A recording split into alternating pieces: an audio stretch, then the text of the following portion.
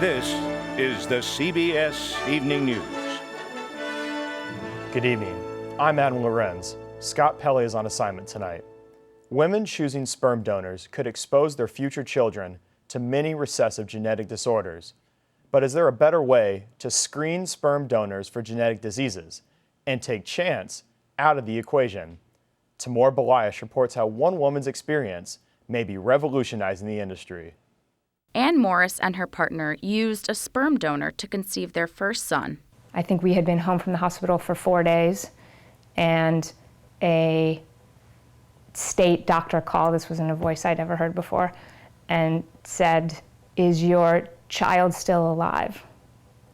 And, I said, "I think so." And he said, "Please, can you please go check and then come back to the phone?"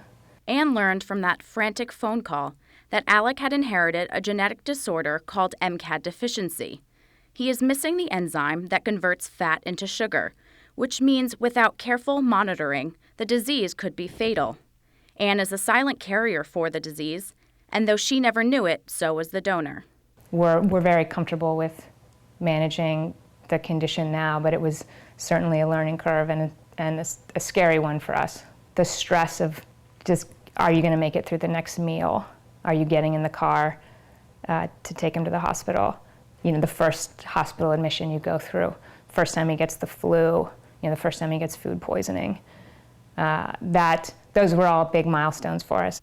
Ann's earliest moments as a mother ultimately inspired her startup company, Gene Peaks. Morris commutes from her Boston area home to New York City to Gene Peaks headquarters, where she works to make sure that women don't end up in the same position as she did. At Gene Peaks, researchers are developing a system that screens both donor and mother for over 600 recessive genetic disorders.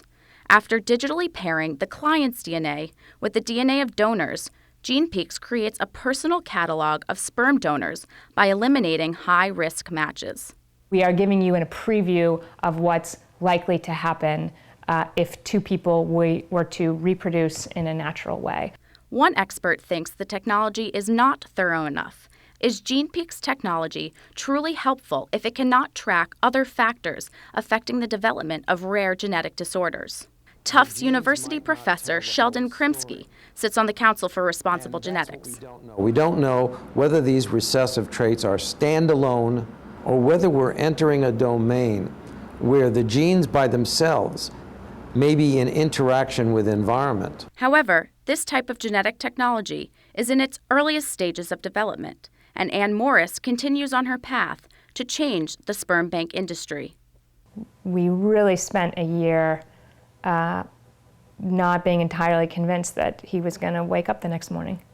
And, he jumps out of bed every day now and goes and explores the world with confidence. And, there's no way to describe that journey for us. Tamor Balayesh, CBS News, New York.